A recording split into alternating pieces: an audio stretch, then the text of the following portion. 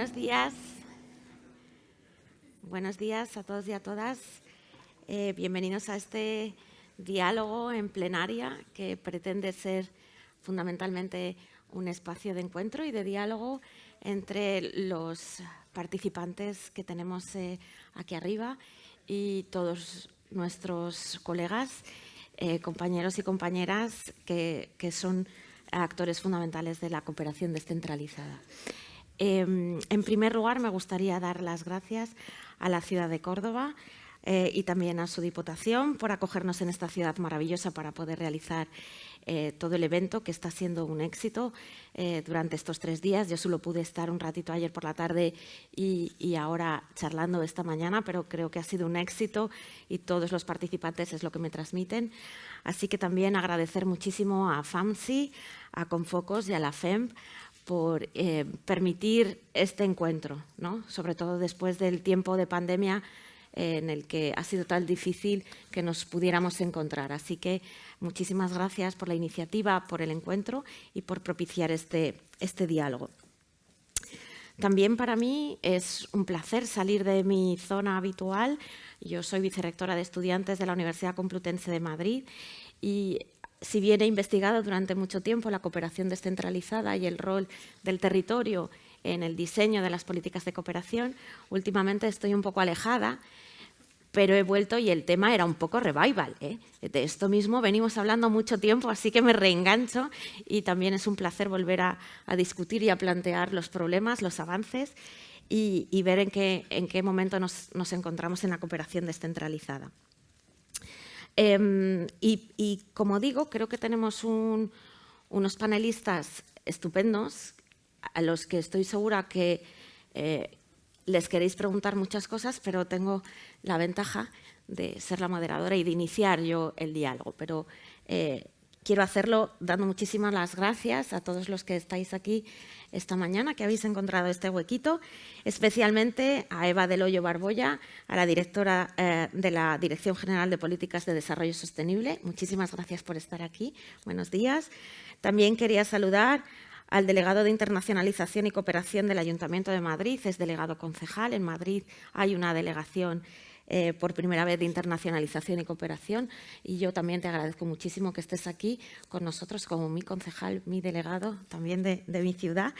Y es un placer reencontrarme con Mariluz Ortega Carpio, una académica excelente que ahora tiene el reto de diseñar y de coordinar desde la Agencia Andaluza de Cooperación todo lo que hemos discutido y trabajado muchísimo desde el ámbito teórico. Así que muchísimas gracias también por asumir. Los académicos también tenemos que asumir los retos de poder intervenir en la política y en su diseño, no solo criticar o proponer, sino también tenemos que asumir nuestro reto. Y también es un placer para mí presentaros a Sergio Novas Tejero, que tuve el placer de conocerle ayer y parece que ya nos conocemos de toda la vida, que es responsable de Alianzas y Finanzas para el Desarrollo de la Oficina de Naciones Unidas en Cabo Verde. Es un privilegiado actor, pero sobre todo ha podido ver muchos lugares desde las Naciones Unidas y cómo se hace la cooperación en terreno. Si os dais cuenta, tenemos 3 niveles de gobierno y alguien que trabaja en terreno, y esa era un poco la lógica. Nos faltaría alguien del nivel provincial, pero desde las diputaciones que tienen esos niveles supramunicipales, y también nos falta un representante o algún representante de la sociedad civil. Así que bueno, os pido precisamente a aquellos que trabajéis en el ámbito de las diputaciones y en el ámbito de la sociedad civil, en la medida de lo posible, que vuestras voces también se oigan después en el turno de preguntas. Yo, como representante de la universidad, también intentaré cumplir un poco ese rol. Y sin más, os cuento que vamos a hacer una primera pregunta a nuestra directora general, porque creemos que nos puede hacer una aportación muy significativa sobre de qué manera la cooperación descentralizada se está pensando en el marco de las reformas de la cooperación española, y tanto a nivel normativo, institucional, como de organización. Me parece que puede ser un inicio muy importante del diálogo y después haremos unas rondas de preguntas y abriremos un espacio para el diálogo con el público también. Así que, sin más, Eva, si nos puedes Sí, bueno, buenos días a todos. Encantada de estar con vosotros aquí en Córdoba. Realmente es mi primer acto con presencia física, ¿no? Desde que asumí el cargo hace nada, apenas tres semanas. Pero es verdad que, bueno, que he trabajado en la Dirección General desde hace varios años, con lo cual, bueno, yo creo que he vivido todos los distintos procesos que llevamos a cabo desde ya hace tiempo. Con respecto al momento en el que estamos, ¿no? En la reforma. Como sabéis, pues estamos en un momento, ya vino el ministro el otro día, inauguró el encuentro. Y comentó, bueno, pues que la intención y la necesidad, ¿no? Realmente es la de acometer una serie de reformas en las que se toquen varios temas que, si bien la ley del 98, ¿no? La ley del 98 es una ley de consenso, una ley que ha servido durante muchísimos años y que nos da un marco bastante amplio. Partimos de una situación en la que la legislación y la institucionalidad, bueno, no es el ideal, pero bueno, ha servido como marco durante todos estos años. Y hay cosas que ya están en la base, ¿no? Ya están institucionalizadas. ¿Qué pasa? Que es verdad que con la Agenda 2030, la Agenda de Financiación de ADIS, la nueva reforma también de la arquitectura financiera en la UE, el nuevo marco financiero, el famoso NDICI o NDICI, ¿no? Que tiene este nombre, o Global Europe, que se llama ahora, nos presentan una serie de retos a los que nos tenemos que actualizar y acompasar. Realmente los mecanismos institucionales existen, ¿no? Yo creo que no han exprimido el potencial tan grande que tienen, y ha sido como a trocitos en los que se ha intentado, pues, que esta riqueza de la cooperación española, ¿no? Los tres niveles o los distintos niveles de actuación se viesen reflejados. La ley del 98, digo, establece ese mecanismo, establece una comisión interterritorial. Pero ¿qué pasa? Que es que no se ha llevado, no ha exprimido el máximo potencial que tiene. Sí que se han convocado con cierta irregularidad, pero todo ese potencial que tenemos en la cooperación española no se ha desarrollado. Entonces, yo creo que la reforma tiene que ir en el sentido de no solo afianzar o incluso mejorar, ¿no? esos mecanismos, pero dotarles de los protocolos institucionales para que no dependa de quién está al frente, sino que esos mecanismos tengan que funcionar, tengan que convocarse, y la participación no sea solo en ese momento, sino que toda la actividad de la cooperación, y en ese sentido desde el Ministerio yo creo que llevamos unos años intentando incrementar la participación, pues en los marcos de Asociación País, en el reporte de AOD, ¿no? Hacer que todos nos sintamos parte de ese sistema de cooperación española, se institucionalicen de forma que funcionen de verdad y que no quede, o sea, que sea independiente del momento. Entonces, en ese sentido, los mecanismos existen, no se han desarrollado tal y como se debiera, y yo creo que una reforma lo que tiene que hacer es llevarnos a esa institucionalización al nivel más alto, pero que permee, luego no se quede solo en una conferencia sectorial o en una comisión interterritorial, sino que luego los mecanismos de planificación, los mecanismos de seguimiento, de evaluación, cuenten con toda esta riqueza que el sistema de cooperación española tiene. Creo que es importante, por ejemplo, resaltar que ya sabéis que estamos en medio de un examen de pares, se planificó para 2021, pero bueno, las circunstancias hicieron que el mismo CAD de la OCDE nos lo retrasase hasta este año, hasta 2021. Han sido unos meses muy de trabajo con ellos. Ellos tienen una nueva metodología en la que hacen unas preguntas determinadas, pero nosotros, por ejemplo, insistimos en tener la presencia de la descentralizada en todo el proceso. Organizamos una sesión específica de cooperación descentralizada. Luego es un tema que sale constantemente en las otras sesiones de forma transversalizada. Pues en la sesión de planificación sale, en la sesión de pues la ECID, los convenios de humanitaria, sale, o sea, está muy presente.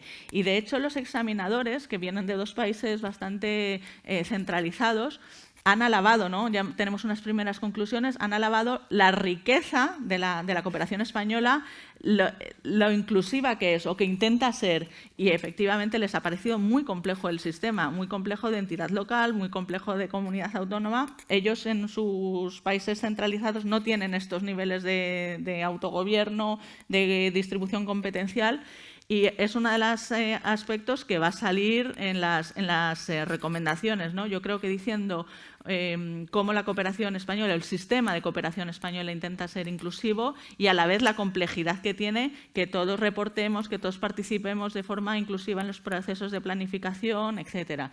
Yo creo que en los últimos 3 años, por ejemplo, en los marcos de Asociación País, ¿no? Que es un tema que conozco, se ha hecho el esfuerzo de, tanto en sede como en terreno, incluir cada vez más no solo a la Administración General del Estado, porque no todos los ministerios se sentían parte de la cooperación internacional para el desarrollo sostenible en los países, pero incluirlos a las comunidades autónomas y a las entidades locales, tanto en terreno, en los grupos estables de coordinación, como la plataforma de consulta en sede que se ha creado precisamente para eso. Muchas entidades locales o universidades, por ejemplo, no tienen presencia en terreno, no pueden participar en el llamado GEC, pero sí pueden participar en sede diciendo yo tengo un interés en este país, aunque no tenga nadie destacado, e intentar incrementar. Somos pocos en la DG Poldes, tampoco es que tengamos unos recursos infinitos, pero yo creo que cada vez vamos a hacer más porque esas plataformas de consulta en sede estén mejor organizadas, que podáis participar en la planificación del MAP cuando se hace, que podáis haceros digamos, responsables de alguno de los resultados de desarrollo que se negocian en el MAP, que podáis participar en las firmas, o sea, que os sintáis parte de que el MAP es de todos, no es solo el MAP de la ECID, que muchas veces bueno, pues se ha tenido esa idea. Es del conjunto de la cooperación española y estaríamos felices de, pues en Mozambique, que se acaba de firmar, pues yo estoy en Maputo o en Cabo Delgado con este proyecto. Yo quiero liderar este resultado de desarrollo que es al que yo contribuyo y así ser un actor fundamental. Entonces, yo creo que la reforma tiene que ir en ese sentido a articular mejor los mecanismos de participación desde abajo hacia arriba. Muchísimas gracias. Yo creo que Mariluz, en este caso, también nos puede contar, nos saltamos un poco el orden, pero sí me parece que en ese MAP, en la participación de una agencia como la andaluza, en ese MAP en Mozambique, bueno, cuéntanos cómo lo veis desde la agencia. Si desde la agencia. Bueno, tenemos aquí una delegación de Mozambique precisamente, pero sí que yo voy a tomar un poquito voy a retomar unas palabras que ha dicho Eva. Yo creo que la reforma de la cooperación española tiene que partir de la necesidad. Ya ha pasado mucho tiempo desde que se hace la ley y bueno, es que han pasado muchas cosas, ¿no?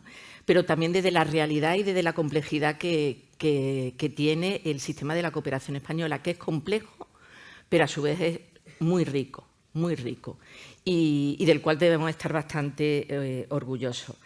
Entonces, en esta reforma me parece muy bien ir de abajo arriba y tomar lo bueno que ya hay. Es decir, no inventemos algo que luego no pueda funcionar, pero veamos las buenas prácticas. En estos últimos 3 años, yo creo que desde DG Poldes se ha hecho un esfuerzo informático de crear, o sea, la pandemia ha traído cosas malas, pero también ha permitido que haya bastantes encuentros online y participar mucho más activamente, tanto en sede, en terreno. Es decir, yo estoy convencida que en el caso de Mozambique, que tenemos aquí a nuestra expatriada Esther, que ha participado activamente desde el terreno en la elaboración del MAP, pero también nosotros desde la agencia tenemos una unidad de planificación y evaluación que ha participado junto con la unidad geográfica de África subsahariana. Es decir, nosotros hemos participado en la elaboración activamente diciendo lo que hacemos, dónde estamos y qué podemos hacer, desde las competencias que como comunidad autónoma tenemos delegadas, ¿no? Y yo creo que eso es positivo y reconocerlo. Yo sí que le agradezco a la DG Poldes que no solamente que nos lo reconoce en terreno, que tú coges el MAP y ves Cooperación Andaluza, Agencia Andaluza de Cooperación, sino que también en el momento de la firma de esos documentos se invite a la cooperación andaluza. Es algo simbólico, pero estamos allí. Y hemos estado allí en la firma del MAP de Mozambique, hemos estado allí junto con la cooperación catalana y la cooperación vasca en la firma del MAP de Palestina y estaremos ahí en aquellos países, estoy convencida, bueno, te lo lanzo ahí, pero estoy convencida, en aquellos países donde la presencia de la cooperación andaluza pues sea significativa. Y ya no solamente la cooperación andaluza como cooperación directa, sino también cooperación andaluza con la multiplicidad de agentes que nosotros también coordinamos, ¿no? Yo creo que en ese sentido el que haya una conferencia sectorial eleva, pero también es importante bueno, pues que funcione y que otros mecanismos funcionen. En nuestro caso, en el caso de la Agencia Andaluza de Cooperación y de la Cooperación Andaluza, tenemos dos mecanismos de coordinación importantes, que eran la Comisión y el Consejo. Era muy complicado convocarlos porque como son cargos electos y luego hay cambios, pues entonces cada vez que convocamos y tengo que la subdirectora es un dolor porque son nominativos y la gente va cambiando y entonces nosotros nos encontramos, bueno, pues cuando yo llego que llevaba 5 años sin reunirse el Consejo de Cooperación. Tiene que ser el Consejo de Cooperación, tenía sentido en un momento, ahora tiene que ser algo mucho más ágil. Entonces tenemos que cambiarlo y estamos reformando el Consejo porque tiene sentido como órgano donde están el conjunto de actores de la cooperación andaluza, pero tiene que ser algo más ágil. Junto con eso, pues tenemos la Comisión de Cooperación y lo que hemos hecho es lanzar el grupo de coherencia de política, el grupo de educación para el desarrollo y también hemos puesto en marcha un grupo dentro del grupo de coherencia de políticas que va a apoyar todo lo que es la cooperación técnica. Se trata de implicar al conjunto de actores para que realmente las acciones que se hagan sean unas acciones mucho más armonizadas y ligadas con el conjunto de actores. Yo creo que la Agenda 2030 hay algo que nos marca un camino, pero también nos marca una manera de trabajar. Y la Administración tiene un papel fundamental en eso, y es pasar de trabajar en silos a trabajar de manera coordinada.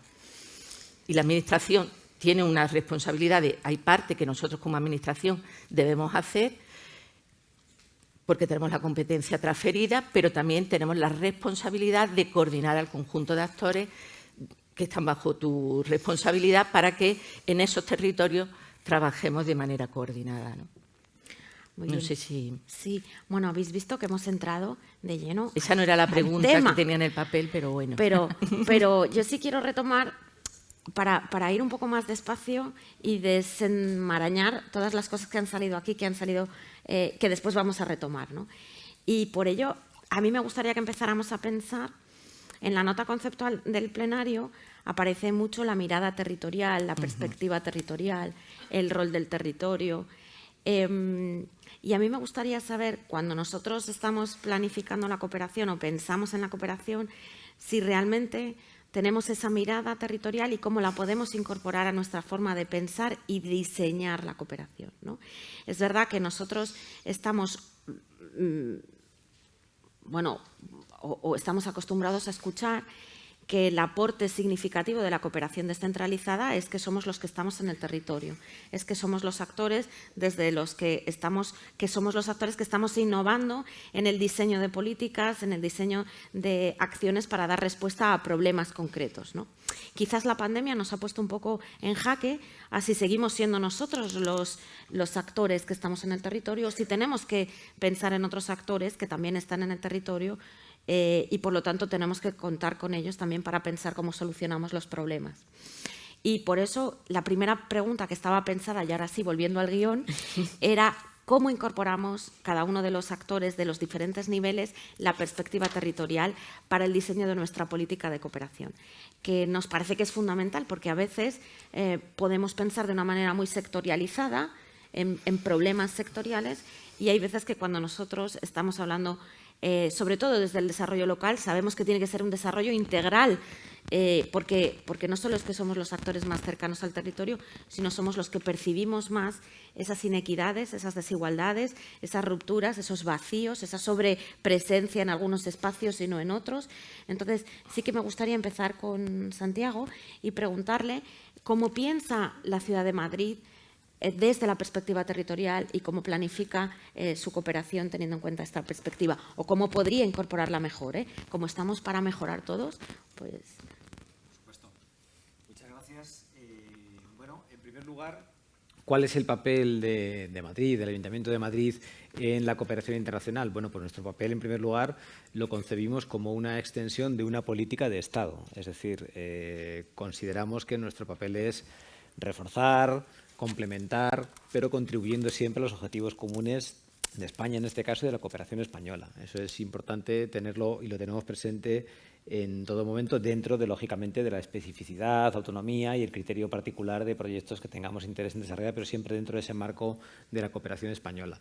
De hecho, hemos alineado todas nuestras convocatorias de cooperación internacional los países prioritarios a los que así se recogen en cooperación española. ¿De acuerdo? Eso es un primer punto que es importante, pues que tratamos de sumar esfuerzos en la misma dirección y en los mismos ámbitos y no dispersar actuaciones que, por tanto, serían menos eficientes de hacerlas disociados unos niveles de gobierno, de administración y otros, ¿no? En ese sentido, territorialmente, pues el foco de la cooperación de Madrid es fuertemente en Iberoamérica, por los lazos históricos, culturales, lingüísticos y, bueno, y migratorios, en un sentido o en otro, a lo largo de la historia y según el momento del tiempo en que nos encontremos, y también con el Sahel, por la proximidad y también por la importancia, lógicamente, en esos flujos migratorios que conocéis todos, ¿no? En ese sentido, pues nuestra convocatoria, digamos, fondos de cooperación internacional y de ayuda humanitaria, 7,5 millones de euros al menos en este año 2021, se van a focalizar en esos territorios fundamentalmente. Y también queremos incidir en que, aparte de los recursos presupuestarios propios de un ayuntamiento como el de Madrid, como estos que he mencionado, pues tenemos la capacidad y diría yo que la obligación de tratar de buscar otras oportunidades que ofrecen otros organismos, en este caso, por ejemplo, a nivel europeo, para que las entidades locales podamos desarrollar proyectos en cooperación, en alianza con otros municipios en otros lugares del mundo. Singularmente, pues Madrid está implicada activamente en los últimos años en varias convocatorias de la que era antes DigiDevco, Dirección General para Alianzas Internacionales. Tenemos 3 proyectos concedidos, el último de ellos muy reciente, en este año 2021, hace unas semanas nos han comunicado la concesión del proyecto. Uno de ellos se desarrolla en Praia, en Cabo Verde, y Sergio seguro que lo conoce muy bien. Otro de ellos en Dakar, en Senegal, y el tercero, el que nos acaban, digamos, de conceder recientemente, es en Bogotá. Todos, por supuesto, con una dinámica de objetivos de fomentar los ODS, luego ya con planos específicos, el de Praia en temas de saneamiento, suministro de agua, el de Dakar más temas energéticos, renovables, el de Bogotá más temas de movilidad, pero en todos ellos nos está permitiendo poner una cantidad de recursos importantes de fondos europeos con cofinanciación de los socios para desarrollar estos proyectos. Además, en cuanto a la articulación sobre el territorio que comentabas, por ejemplo, en el caso del proyecto con Praia, pues no es solo el municipio de Madrid y la Cámara Municipal de Praia y ya está, sino que tenemos la empresa Aguas de Santiago sobre el terreno, empresa municipal sobre el terreno en Praia, tenemos el Colegio de Ingenieros de Caminos en Madrid, tenemos a PNUD en Cabo Verde, tenemos una serie de actores que articulan y dan sentido y concreción sobre el territorio a este proyecto. Por poner un ejemplo, que es un proyecto que ya arranca, se retrasó ligeramente por la pandemia, que todo lo ha afectado, pero estamos ya empezando en breve este proyecto y será un proyecto muy importante. Luego, también, en cuanto a la acción concreta en los proyectos de Madrid, pues buscamos transversalidad y, a la vez, proyectos tangibles en esta fase. Es decir, sí que queremos, por supuesto, que todos los proyectos tengan que incidir en los ejes de derechos humanos, libertades civiles, igualdad de género, diversidad cultural, pero a su vez que tengan también una vertiente clara en mejoras medioambientales, desarrollo socioeconómico, educación, con proyectos tangibles y que queden, digamos, sobre el terreno, incluso más allá del desarrollo del propio proyecto de cooperación. Y es una línea que vamos apoyando digamos, con constancia y perseverancia todos los años, de manera que hay un esfuerzo sostenido en este sentido, no solo presupuestario, sino en cuanto al tipo de convocatoria y tipo de proyectos que queremos fomentar, pues que queremos que eso vaya sumando en la misma dirección año tras año. Y luego, por dar un enfoque también muy desde el ámbito local, pues un proyecto que recientemente estamos poniendo en marcha, de hecho es un proyecto financiado por la convocatoria en concurrencia competitiva que hacemos todos los años desde el área internacional del Ayuntamiento de Madrid. Es un proyecto que se va a poner en marcha ya en breve, a principios de año, en San Salvador, que tiene el apoyo de la Alcaldía de San Salvador y que me gustaría, para hacer el vínculo local, este es un proyecto que proviene de un proyecto desarrollado por los Servicios Sociales de Madrid en la ciudad de Madrid, con una escuela-taller de hostelería para jóvenes en riesgo de exclusión, que se puso en marcha antes de la pandemia y que durante la pandemia estuvo sirviendo miles de comidas, pues, para la emergencia social que hubo en ese momento de familias o personas que se quedaron sin recursos en el momento más duro, especialmente de la pandemia. Este proyecto ahora se lleva a San Salvador, con el apoyo, como digo, institucional de la propia alcaldía, y además tiene también el apoyo más a largo plazo de AECID y de SEGIP para tratar de llevarlo hacia otras ciudades iberoamericanas como un modelo que ha funcionado muy bien en Madrid, que tiene unas perspectivas excelentes en San Salvador y queremos que pueda ser bastante transversal y un ejemplo de cómo experiencias locales sobre el terreno, que en este caso los ayuntamientos las tenemos mejor que nadie, sirven para luego llevar estos proyectos y estas colaboraciones o cooperaciones a otros municipios del mundo. Esa sería un poco la visión general y el ejemplo concreto que es ahí. Muy bien, muchísimas gracias.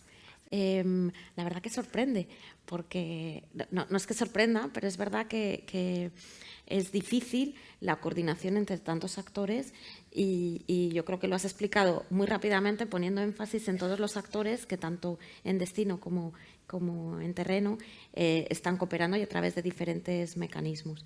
Así que creo que ese es el reto, ¿no? Intentar seguir por esa línea. No sé si Sergio nos quiere contar algo sobre su experiencia de esa mirada territorial que desde las Naciones Unidas se ha incorporado en diferentes programas y en diferentes actuaciones a lo largo del tiempo. Sí, gracias, Rosa. Lo primero sería, en este marco, y a partir de lo que escuchamos, ¿no?, el miércoles, ayer y hoy, es comentaros que desde Naciones Unidas realmente hay un reconocimiento muy grande al rol y a la labor que hacen los gobiernos locales, porque, como ya se ha dicho también, son unos actores fundamentales para lograr que la Agenda 2030, que los Objetivos de Desarrollo Sostenible puedan concretarse. Pero adicionalmente, un reconocimiento a la cooperación descentralizada, y lo estábamos hablando antes con Eva. Realmente la cooperación descentralizada en general y específicamente española para mí es uno de los principales, si no el principal, valor añadido, elemento de reconocimiento que la cooperación española en general como Estado puede aportar. He tenido la suerte de trabajar con varias cooperaciones descentralizadas, la canadiense, la italiana, o europea, etcétera, y realmente en la profundidad, el grado de implicación, el trato y cómo se moviliza la sociedad no tiene parangón. Y realmente es un elemento muy importante. Como estamos en un diálogo así más ágil, realmente desde el punto de vista de diseño de políticas, como bien sabéis, los Objetivos de Desarrollo Sostenible y la Agenda 2030 tiene un componente fundamental que es la localización de los ODS, ¿no? Y ese es precisamente donde se reconoce que sin los territorios, o sea, el territorio es el lugar donde ocurren las cosas y donde no solamente con el liderazgo del gobierno local, territorial, sino también con la participación, la apropiación y la participación de los diferentes actores. Entonces, yo creo que desde el punto de vista de Naciones Unidas ese es el principal elemento de integración, ¿no?, en el diseño de la política territorial. Como sé que luego hablaremos de experiencias y ejemplos, ya va. Perfecto. Aquí todo el mundo ha puesto sus ejemplos. Perfecto. Entonces, con varias de las entidades que están aquí presentes, con el apoyo de la cooperación española, con los fondos de cooperación que han jugado un papel fundamental y con ayuntamientos y diputaciones, hemos establecido como Naciones Unidas programas marco en algunos países donde con el liderazgo del gobierno central y del gobierno territorial se crean unas estrategias, se ayuda a construir estrategias del territorio con la participación de los diferentes actores para que después el conocimiento y la experiencia directa de la cooperación descentralizada desde el Ayuntamiento de Madrid, ¿verdad? Como está ocurriendo en Praia, en Cabo Verde, y la experiencia que nos contaba, pero también otras experiencias, ¿no? En Andalucía hay muchas y muy bonitas, empresas públicas, agencias de desarrollo, bueno, por supuesto, servicios de los ayuntamientos. Ayer el Ayuntamiento de Zaragoza presentó un ejemplo que se está trabajando, ¿no? Con el hermanamiento en Nicaragua. Pues esos programas marco que se han construido en varios países y que fueron una iniciativa que surgió con el programa AR del PNUD, del Programa de Naciones Unidas para el Desarrollo, realmente creo que es un muy buen ejemplo de esa coordinación multiactor, porque está el Gobierno central, porque todos sabemos que, aunque es en el territorio donde realmente ocurren las cosas, las políticas centrales son fundamentales para que sean sostenibles y sobre todo para la integración de recursos. Entonces, la articulación de los gobiernos centrales, los gobiernos intermedios, el gobierno local, del territorio, los actores sociales, con las diferentes entidades de cooperación, ¿no? Y esos programas marco o marcos multinivel y multiactor, realmente creo que es un muy buen ejemplo. Y ha ocurrido en varios países, conocéis, tanto en América Latina como en África y como en Asia. Yo creo que ese es un ejemplo muy interesante, donde además el potencial de la cooperación descentralizada, hay una cosa que se llama los costes de transacción, ¿verdad? Que cuando tú quieres ir a trabajar a un territorio, a un país, necesitas invertir mucho tiempo para que se den las condiciones. Entonces, con estos programas marco lográbamos que efectivamente fuera los recursos de tiempo humanos y económicos fueran prácticamente todos directos a ayudar al desarrollo del territorio. Entonces, yo creo que es un ejemplo bien significativo. Muchísimas gracias, Sergio. Efectivamente, yo creo que hemos hecho un repaso, pero Mariluz, no sé si quieres desde la agencia. Bueno, decir que nosotros tenemos también el Plan Andaluz de Cooperación para el Desarrollo, que no es el plan de la agencia, que es el plan del conjunto de actores de la cooperación andaluza. Y claro, cuando hablamos lo ponemos como senda o guía de este plan, la Agenda de Desarrollo Sostenible, el enfoque territorial es clave. Pero es clave porque lo pide la Agenda, pero también porque es que llevamos años trabajando así. Trabajar en los territorios supone partir de las necesidades de toda la población. Yo creo que la riqueza que hemos ido desarrollando a lo largo de todos estos años es reconocer la especificidad de cada uno de los actores. Y eso en la ley yo estoy convencida que va a estar, ¿no? Lo decían en la inauguración, me parece que era la presidenta de Confoco, pero bueno, lo decimos todos, el 70% de los ODS se hace en el territorio. Y la institucionalidad, que es clave, el ODS 17, la creación de alianzas, supone crear fortaleza a las instituciones. Y las instituciones tienen un conocimiento que está en el Gobierno central, pero hay competencias que se están desarrollando en los gobiernos autonómicos.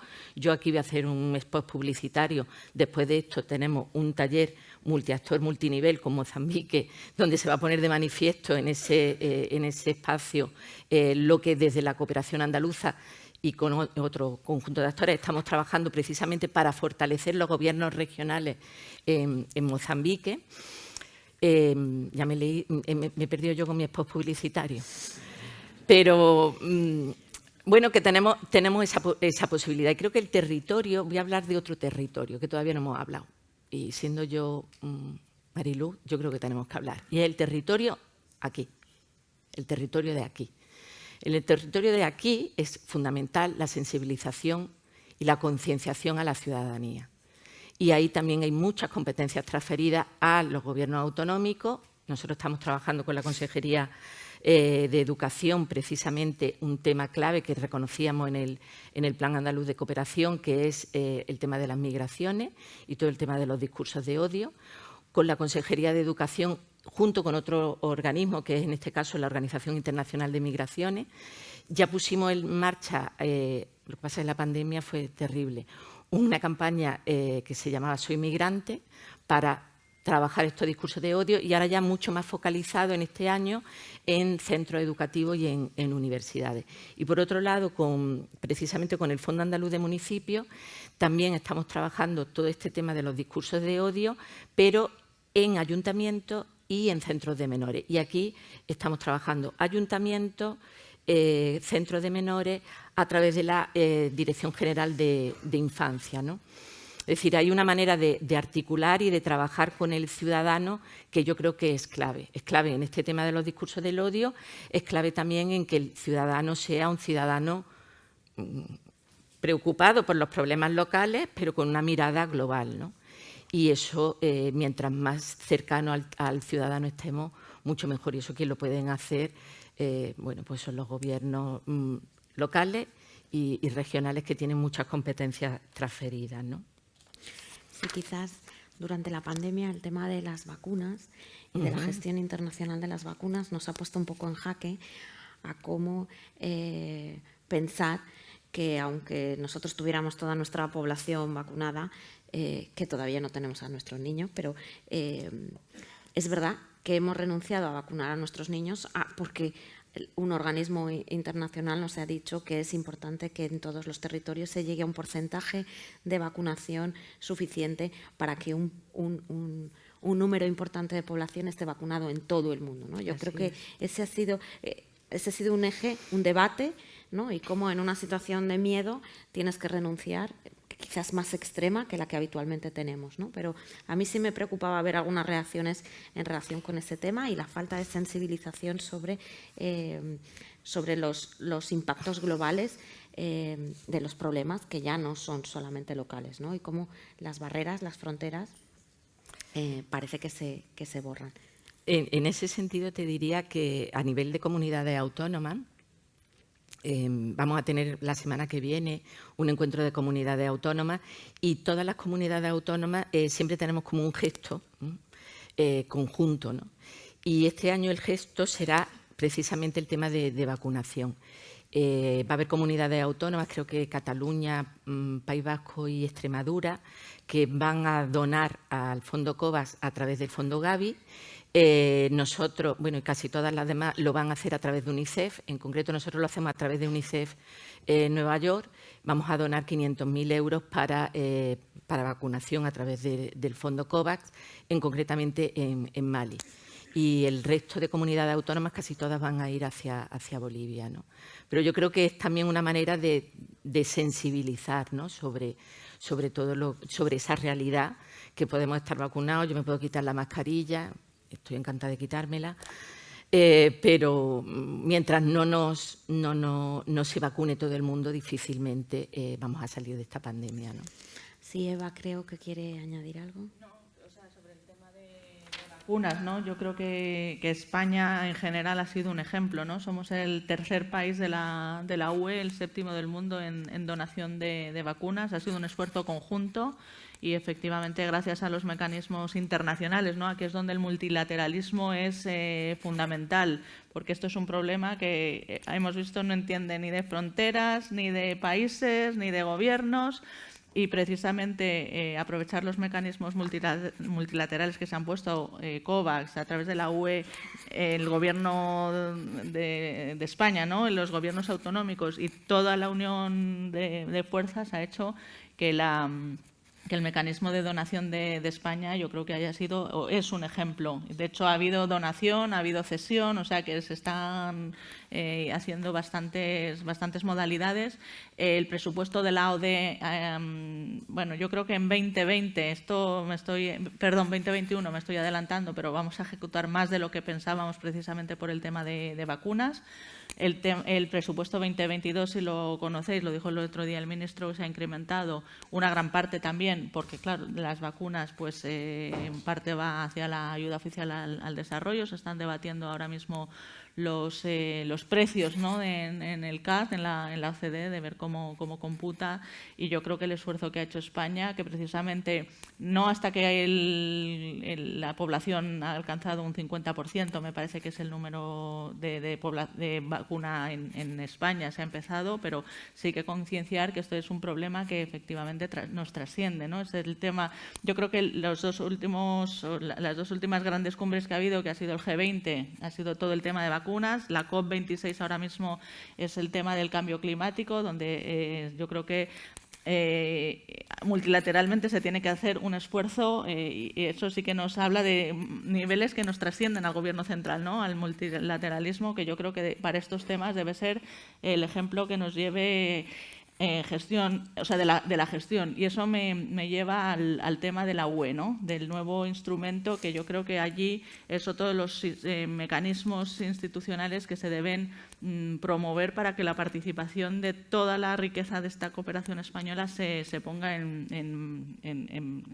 se muestre. Yo creo que Santiago ha hablado que están ejecutando fondos de la UE para ciertos temas. Yo creo que ahora ya sabéis el nuevo instrumento, todo el FED y el FED Plus, y se ha pasado un nuevo instrumento que se llama NDICI o Global Europe, que lo que hace es crear un espíritu que se llama Team Europe, ¿no? O sea, el Team Europe es aunar todos nuestros esfuerzos en terreno, haciendo que se nos olvida un poco, ¿no? El ODS 17 es el ODS de las alianzas, como dice Mariluz, es el ODS, es nuestro ODS principal, porque de la DG Poldes, digo, del Ministerio.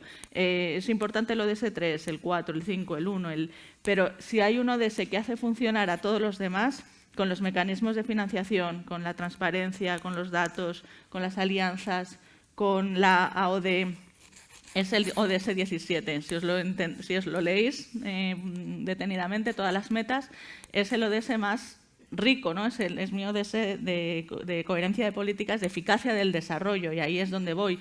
La armonización en terreno es fundamental. No podemos ir cada uno hacer la guerra por nuestro lado, llegar a terreno y yo quiero hacer esto. No, es mucho mejor una actuación conjunta, y yo creo que el principio de esa actuación conjunta UE es este Team Europe.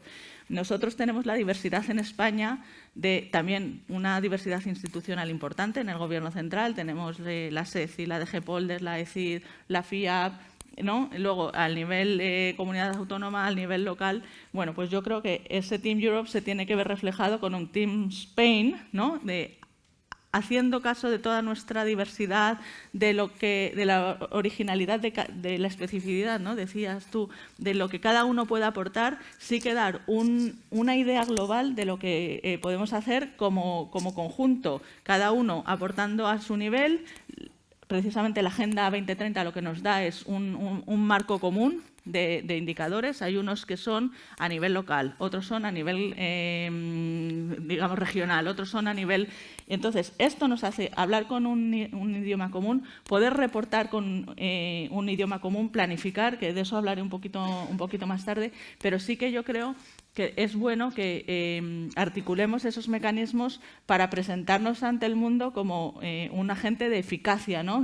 Somos distintos, pero trabajamos o explotamos las sinergias de cada uno para hacer un impacto en terreno, que es lo que realmente se trata, no hacer cada uno la guerra por nuestro lado, no cada uno su actividad por nuestro lado, sino que toda nuestra actuación tenga una coherencia. Y lo que Santiago decía, ¿no? Tomar políticas que a nivel España funcionan aquí, en nuestro territorio, y poder exportar el modelo, pero de una forma lo más conjunta posible. Eso yo creo que la programación conjunta nos va a dar ese marco, y ojalá de aquí se derive no digo yo un plan director UE, pero sí, al final el NDICI es un plan director UE que ha dicho unas ventanas de actuación donde yo creo que cabemos todos y donde creo que cada uno puede ir a por los fondos, pero con este espíritu conjunto.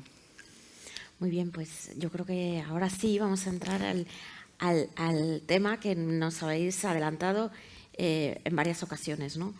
Si la cooperación descentralizada tiene un potencial, esa diversidad, esa riqueza y ese conocimiento del terreno y de los problemas de primera mano, también tiene un problema, y es que su principal problema es la dispersión, es la actuación descoordinada y desarticulada, ¿no?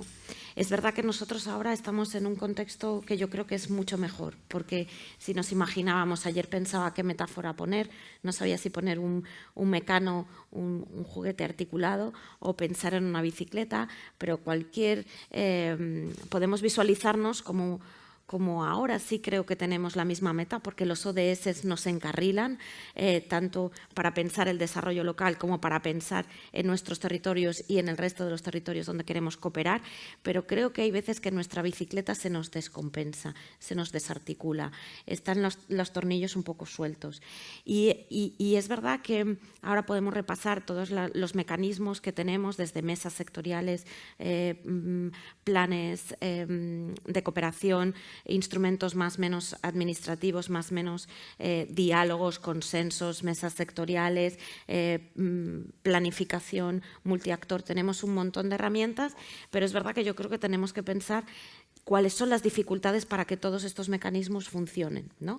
Hay veces que esos mecanismos se crean, como ha dicho Eva, que están creados, pero que no se ponen en marcha, que no se celebran, que no se utilizan, y hay otros que es verdad que tienen un coste alto, ¿no? Renunciar a nuestra presencia individual para formar parte de un otro y, por lo tanto, tener menor visibilidad.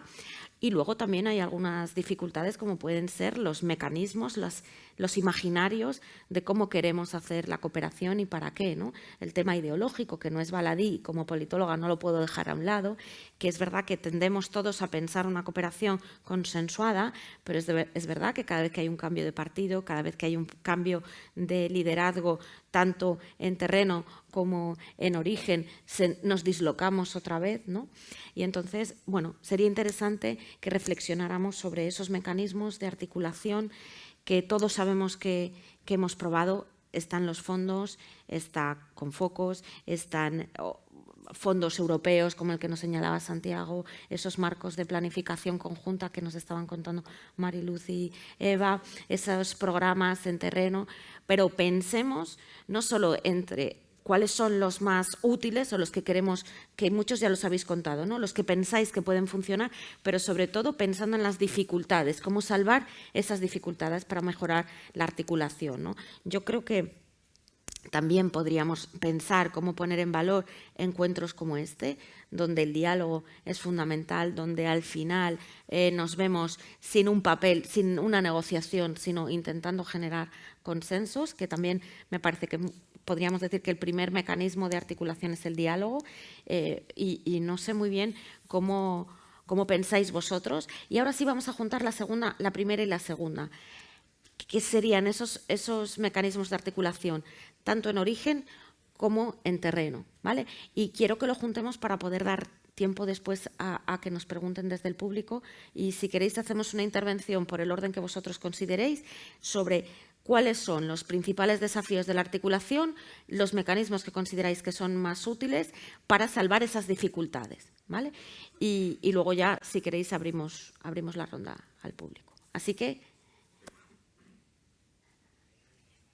Santiago. Venga, pues yo además voy a aprovechar para hacer una ligazón de la anterior intervención de Eva y luego pues lo que has mencionado tú, que precisamente yo creo que, bueno, cooperación internacional venís haciendo hace muchos años, pero la verdad es que la pandemia nos ha puesto sobre la mesa más que nunca lo importante que es la cooperación internacional en las dos direcciones. Es decir, el que está solo está perdido en el mundo con la que ha caído, nunca mejor dicho, y el tema de la vacunación pues es evidente, ¿no? Además del proceso al que estamos de extender la vacunación a todos los países del mundo, que es desde luego indispensable, quiero recordar que cuando la pandemia llegó a España y a Madrid tuvimos una situación muy difícil, ¿no? Y en aquel momento la cooperación internacional funcionó, yo recuerdo, de manera descentralizada. Yo recuerdo estar hablando con ciudades chinas con las que teníamos hermanamientos, ¿sí?, para tratar de traer material sanitario, respiradores, mascarillas, pues, material de protección que en aquel momento era muy escaso y que vino a Madrid a través de estas relaciones descentralizadas, además de las que, por supuesto, el Ministerio y comunidades autónomas pudieran hacer, que cantidades con lo que tenemos ahora no eran muy grandísimas, pero en aquel momento eran esenciales, absolutamente. Entonces, siempre tener esa visión que es necesario, además, hacer llegar estos ejemplos y estas circunstancias a la ciudadanía, no solo los que estamos aquí, que somos expertos y convencidos de la importancia de la cooperación internacional, sino a través de la educación para la ciudadanía global y el desarrollo sostenible, llevar esto a los colegios, a los institutos, a las universidades y a los barrios, ¿no? Entonces, en Madrid pues, tenemos esa convocatoria anual de educación para la ciudadanía global, con 1 millón de euros al año, que es eso, hay espacios formales de educación, colegios, institutos, universidades y también espacios no formales, para que esto llegue a los barrios, llegue al tejido social de los distritos, ¿no? Llegando ya y enlazando con la pregunta que decías tú, aunque esto es importante también, ¿no? Enlazar a toda la ciudadanía con estos proyectos y estas necesidades, pues en el caso concreto de Madrid, pero quizá pues haya mecanismos similares, me consta que los hay en otras ciudades, tenemos el Foro Madrid Solidaria, que es un foro donde básicamente se trata de que la política de cooperación no sea solo la del Ayuntamiento de Madrid o el concejal, director general, alcalde, subdirector general, sino que sea del conjunto de la ciudad. Ahí están presentes, por supuesto, las ONGs con sede en Madrid, que esos son nuestros brazos ejecutores. Nosotros, digamos, financiamos proyectos que estas ONGs desarrollan sobre el terreno. Pero también están las universidades, están asociaciones empresariales, están los sindicatos, están incluso redes y organismos internacionales. Y ahí lo que hacemos es, en primer lugar, ir mejorando la convocatoria, es decir, detectar cómo está funcionando, qué puntos se pueden incorporar, tanto en el enfoque de la convocatoria como a cosas muy operativas de seguimiento, ejecución, que también son importantes para que los esfuerzos de todos los actores y de las ONGs se centren en ejecutar el proyecto y no en, digamos, tener que tener un volumen administrativo o una serie de restricciones que les quita energía, ¿no? Luego también, otra parte muy importante es, como decía, el propio marco de la cooperación. Ahora estamos redactando, en el caso de Madrid, también el nuevo plan director, el nuevo marco estratégico, y estamos pues en este diálogo con todo este entorno de entidades para poderlo hacer que sea lo más apoyado y lo más amplio posible en ese sentido. Y luego, a nivel de los ODS, que estamos hablando mucho de las alianzas y demás, pues bueno, la estrategia de los ODS, en concreto la de localización de los ODS en la ciudad de Madrid, que aprobamos en marzo, con 104 metas y 160 indicadores de seguimiento de aquí a 2030, pues ha contado con aportaciones a través de este foro de las entidades que lógicamente tocan a todos los ODS, el plano de cooperación, pero todos los planos de la sostenibilidad ambiental, económica y social en la ciudad. Y eso pues es una estrategia que se ha enriquecido con este diálogo y con estas aportaciones de entidades ajenas estrictamente al consistorio. Yo creo que eso es fundamental, que ese diálogo en las dos direcciones funcione para que vertebremos esa actuación a nivel de ciudad y no solo de un ayuntamiento, y lo mismo podríamos decir pues a nivel de una comunidad autónoma o en general. Por dificultades, pues por dar alguna también, yo creo que hay una pata que se nos viene escapando un poco, que no es solo la de la administración y de las ONGs, que digamos financiamos y ya se ejecutan, sino también está la parte empresarial. Las empresas tienen sus programas de responsabilidad social corporativa, tienen sus líneas que suelen ir a veces separadas de las líneas, digamos, oficiales o de la administración. ¿Cómo vincularlas más? No porque no hagan cooperación, que a veces la hacen, sino que esté engarzada con la que hacemos nosotros, pues es un reto todavía por resolver. Nosotros en la convocatoria esta anual de cooperación internacional que hacemos anualmente ya hemos incorporado la posibilidad, digamos, valorada positivamente, de que los proyectos tengan el refuerzo de alguna empresa, un refuerzo, digamos, de recursos económicos, que es al margen, no es en perjuicio de los que aporta el Ayuntamiento de Madrid, pero además también no solo porque el proyecto gana en dimensión presupuestaria, sino porque si ese proyecto sobre el terreno tiene la vinculación de una empresa, hablamos de saneamiento, hablamos de energías renovables, hablamos de movilidad, de los temas que sean, es más fácil que cuando acabe el proyecto, los 2 o 3 años del proyecto, pues aquello continúe, digamos, teniendo una cierta implantación y a lo mejor un desarrollo autónomo más adelante, si el proyecto pues no continúa en esa misma ubicación. Y luego, otra dificultad que podemos tener es, que estamos haciendo cooperación desde distintos, la CID, ayuntamientos, comunidades autónomas, fondos de cooperación.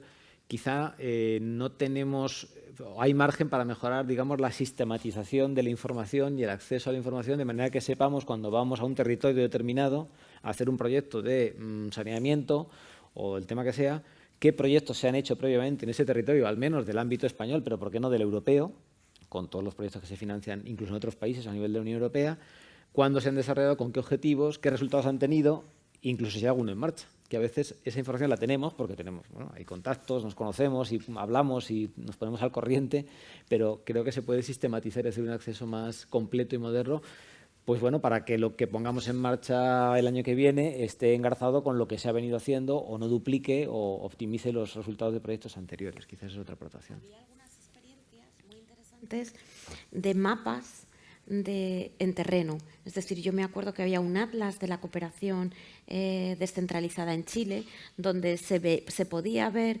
cuántos proyectos se habían hecho y dónde se habían hecho. Y había sido una propia iniciativa de las agencias en destino, porque, pues porque tenían tantísimos actores que estaban trabajando en el terreno, que una forma de sistematizarlo era visibilizarlo, ¿no? Claro. Y a mí me parece que eso es muy interesante, ¿no? Tener buenas bases de datos de los proyectos que se han hecho, que pudiéramos mapear. Y ese también es un trabajo de las universidades, ¿eh? O sea, lo asumo como reto de las universidades, trabajar en el mapeo longitudinal de la cooperación española en los diferentes territorios, ¿no? Y ese sería un proyecto, o serían muchos proyectos, pero muy interesantes que sí que están haciendo. Una cuestión, nos ha señalado foros, nos ha señalado esa necesidad de articularte con todos los actores para esa planificación conjunta, pero sí me gustaría saber cómo Madrid trabaja en alianza con sus otras ciudades que están en red. Es decir, las redes de ciudades, las alianzas de ciudades coyunturales para algunos temas, ¿consideráis que son útiles también para articularnos mejor con otros actores? En este sentido, te preguntaba, Santiago.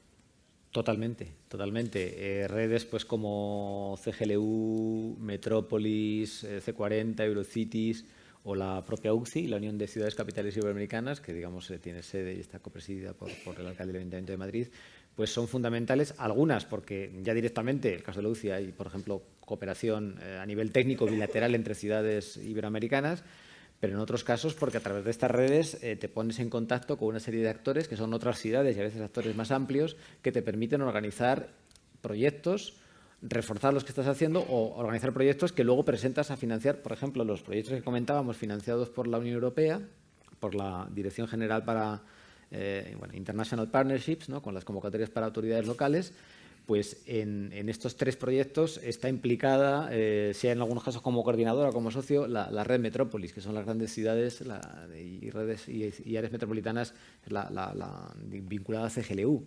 Entonces tenemos, por ejemplo, el proyecto que comentaba de Dakar y de Bogotá, participa Madrid, pero está liderado por Metrópolis, por la propia red. Y en el otro de Praia lidera Madrid, pero Metrópolis es parte en otros casos del proyecto.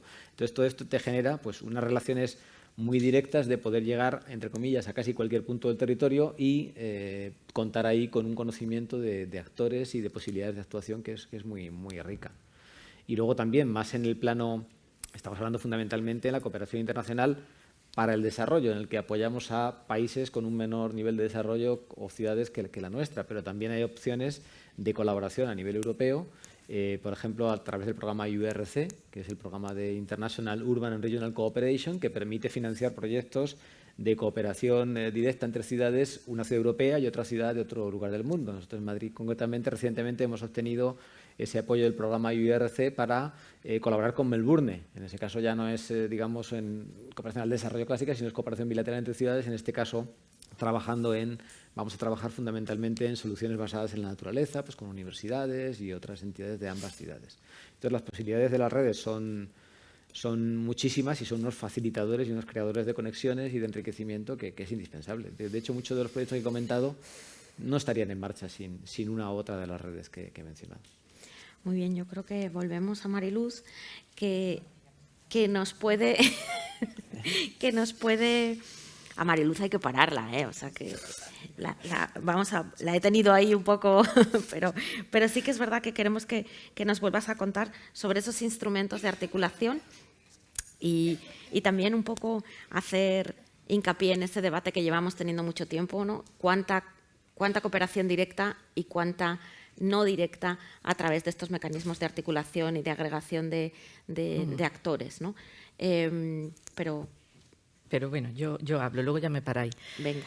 Me parece importante también remarcar una cosa que se ha dicho, la dijo el ministro, la has dicho tú también, bueno, la estamos diciendo todos, pero yo creo que es muy importante. La política de cooperación es una política de Estado. No podemos permitirnos el lujo de que cada vez que haya un cambio tengamos que justificar el sentido de la cooperación. En el caso de Andalucía está recogida en el Estatuto de Autonomía como uno de los principios que rigen nuestra cooperación, nuestro ser autonómico, ¿no? Entonces, bueno, Eso como punto de partida. Pero tenemos que trabajar mucho en sensibilizar a la ciudadanía sobre esta temática, ¿no? Y desde la cooperación andaluza, bueno, pues yo creo que tenemos uno de los retos, no es lo mismo que me habías preguntado, pero lo habías preguntado al principio, una de las dificultades y de los retos que tenemos que superar es pasar de una cooperación a demanda, por lo menos para una institución que ha sido fundamentalmente financiadora, como es el caso de la Agencia Andaluza de Cooperación. De una cooperación a demanda a una cooperación consensuada, como decía, pasar de los silos a esa coordinación.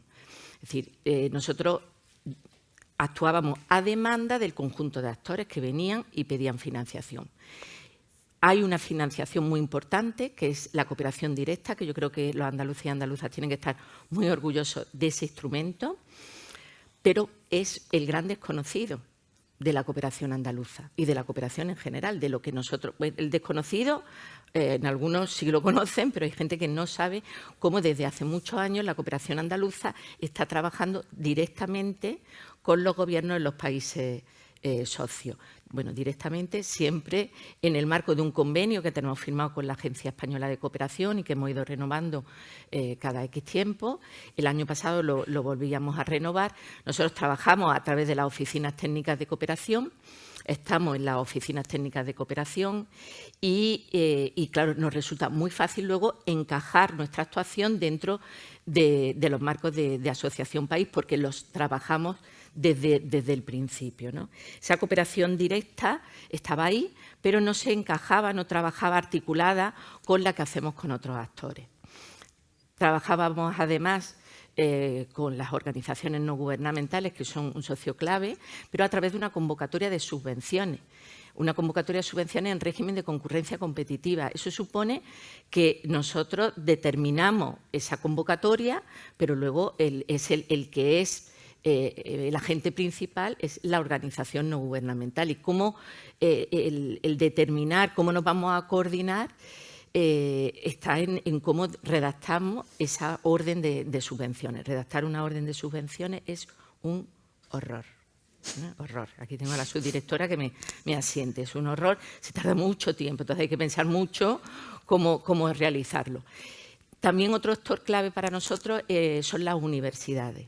En Andalucía hay 11 universidades, hemos pasado de trabajar con ellas pues con subvenciones excepcionales a una orden de nuevo en régimen de concurrencia competitiva. Yo creo que es la única que existe. También es la diversidad, es que hay 11 universidades trabajando en Andalucía. Pero no queríamos trabajar solamente así, sino crear espacios de intercambio con un actor que es clave porque da robustez a toda nuestra actuación. O sea, las universidades no deben hacer lo mismo que las organizaciones no gubernamentales. Las ONG llegan a la sociedad civil, las universidades pueden fortalecer muy bien las políticas públicas, es un socio aliado, ¿no? Entonces, con ellos, por ejemplo, hoy se está celebrando en la UNIA un taller junto con un organismo internacional, en este caso el Programa de Naciones Unidas para el Desarrollo, para fortalecer nuestra actuación y con los investigadores crear una línea de trabajo y de investigación conjunta entre todas las universidades sobre desarrollo humano, ¿no? Entonces, bueno, pues en régimen de concurrencia competitiva podemos hacer, pero en régimen de cooperación directa podemos hacer mucho más. Entonces, ahí generar espacios de encuentro y de diálogo, tanto en terreno, porque tenemos expatriados en Mozambique, en Senegal, en toda Centroamérica, concretamente ahora mismo en Honduras, en El Salvador, Guatemala, Nicaragua. Bueno, estos están viajando de un lado para otro. Y Marruecos, son 6 personas las que están trabajando fuera representando a la cooperación andaluza. Ellos coordinan también en terreno a las organizaciones no gubernamentales, pero detectan las necesidades que los gobiernos y las instituciones de la administración de estos territorios nos reclaman para que, bueno, pues juntos avancemos, ¿no? Tenemos una tradición larguísima de trabajar con el SICA. La semana pasada firmábamos con la Agencia Española de Cooperación, la comisión mixta, con todos los proyectos que se van a financiar este año, y nos reconocen como un actor clave. A veces la cooperación, el Gobierno central puede ser más importante con un actor, y en otro caso, bueno, pues puede ser la cooperación autonómica, ¿no? En la realidad del sistema de integración centroamericano ha habido una apuesta muy clara por parte de la cooperación andaluza, y continuamos trabajando con ellos, ¿no? Y ese trabajo de la cooperación directa, yo creo que le estamos dando una vuelta de tuerca. En este sentido, yo voy a poner un ejemplo. Antes, cuando te levanté la mano, era para decirte, en el caso, por ejemplo, de las vacunas y de la COVID, ¿no? Competencia transferida. La competencia transferida es la salud. Salud está en todas las comunidades autónomas. ¿Qué hemos hecho? Aparte del tema de las vacunas, hemos puesto en contacto a la Comisca, que es el Consejo de Ministros de Centroamérica. ¿Qué necesitáis? ¿Qué hay que fortalecer? Hay que fortalecer la formación de médicos, de sanitarios. No solamente hay que tener vacunas, sino hay que saber ponerlas, hay que saber guardarlas, hay que saber trabajar con las personas, todas las dificultades mentales que están surgiendo ahora. ¿Y eso quién lo está haciendo en Andalucía? Pues en Andalucía, la Escuela Andaluza de Salud Pública lo está haciendo. Bueno, pues un convenio, Escuela Andaluza de Salud Pública, con la Comisca a través de la cooperación directa para reforzar todo eso. Es decir, la madurez, yo creo, de la cooperación descentralizada, al menos en el caso de Andalucía, nos permite detectar las necesidades de uno y de otro y poner en relación. Y eso, yo creo que, bueno, a veces no es tanto el dinero, el dinero es fundamental, ¿eh? Sin dinero no se puede hacer, pero no es tanto el dinero como la capacidad de unir a unos con otros. Yo creo que ahí, y bueno, yo sé que lo sabe Eva, el tejido que se ha creado en los últimos 25 años entre los territorios, ¿no? Los hilos de conexión de los territorios de España con otros lugares, tiene una fortaleza porque permite, ¿no? Es decir, ya hay como un tejido creado que es el que permite sostener muchas veces las acciones cuando más se necesitan, ¿no? En los momentos. Que no he terminado. Sí, pero déjame que ella te va a dar la razón rapidísimamente, vale. Ya lo verás. No, o sea, hablando de mecanismos, ¿no? Yo antes he empezado a hablar los más institucionales que la ley establece. Efectivamente, me gustaría empezar dando la razón a Mariluz, hablando de las oficinas de cooperación. A las oficinas de cooperación es uno de los aspectos que en la nueva reforma van a ser abordados. El dinero, como dice ella, es fundamental, pero una de las particularidades de la cooperación española, y es otro de los aspectos que ha salido en la revisión de pares, en la evaluación de pares, es la capilaridad que la cooperación española alcanza gracias a las oficinas de cooperación española. No son oficinas, digamos, son de la ECID, por supuesto, las gestiona la ECID, pero la oficina coordinador es el consejero de cooperación española en el terreno.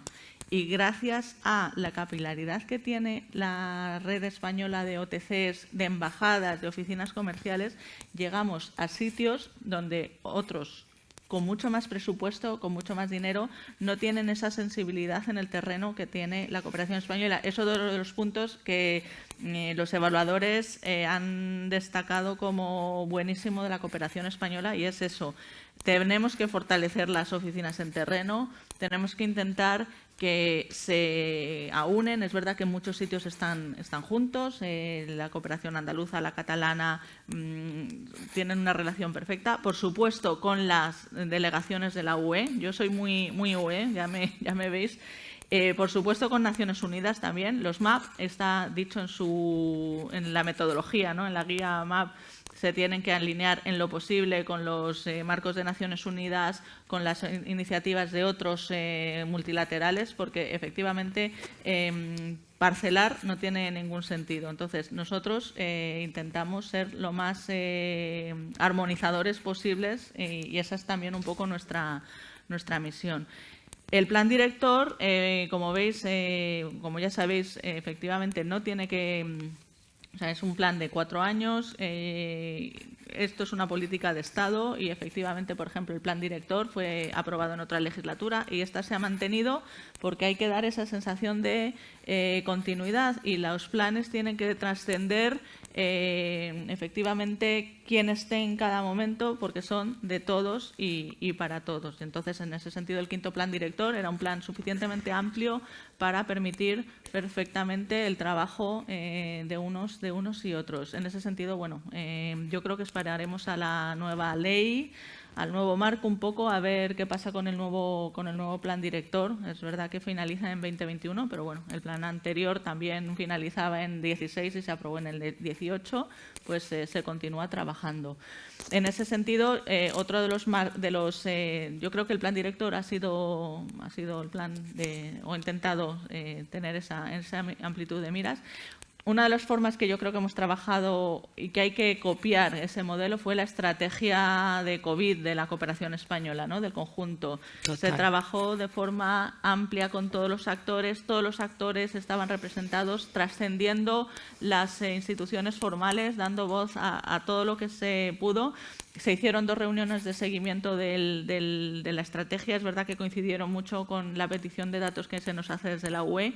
Ahora el tsunami vacuna, que claro, una de las componentes fundamentales de esa estrategia fue la vacuna, ha tomado el protagonismo durante también estos meses. También nosotros hemos tenido un proceso de cambio institucional y yo querría hacer una nueva reunión del mecanismo de seguimiento de la estrategia COVID. Otros temas que nosotros yo creo que hemos intentado trabajar con todos ha sido, o sea, nosotros en DG Poldes lo que intentamos es cubrir el ciclo de la actuación de la cooperación española. Planificación con los MAP, ya lo he explicado. También los acuerdos de cooperación avanzada, que con Santiago tengo que hablar ahora a ver Cabo Verde, que está a punto de firmarse. Estoy viendo a ver si Madrid está ahí bien representado, ¿no? La SECI yo creo que viaja a Cabo Verde a final de año y no tiene mucho sentido, ¿no? Lo de MAP, ACA, que son acuerdos de cooperación avanzada para ciertos países. Bueno, vamos a ver cómo el nuevo plan director lo trata. También la geografía es algo que hay que ver, porque ahora con cooperación europea, claro, el 10% de la cooperación europea es cooperación española. Eso no se nos tiene que olvidar, ¿no? Nosotros el 1 de enero, 1.100 millones se van a Europa. Esos millones son cooperación española y entonces nos tenemos que sentir representados en la cooperación europea,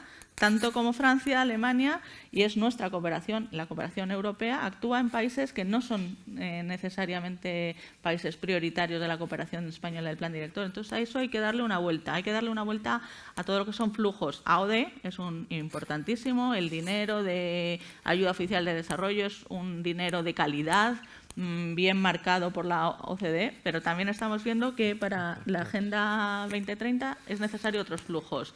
El famoso TOSD, ¿no? Como lo llaman, en la que os animo, por favor, a reportar también. Nosotros ahora tenemos que reportar AOD y TOSD. Es verdad que en la parte municipal ahí nos falta un poquito, ¿de acuerdo? Hay que hacer mucha más formación por nuestra parte, pero intentar reflejar que España no solo contribuye con AOD, sino con el sector privado, con otros flujos de comercio. O sea, la agenda de Addis y el ODS 17 es una agenda muy, muy rica y al desarrollo se puede contribuir de muchas formas.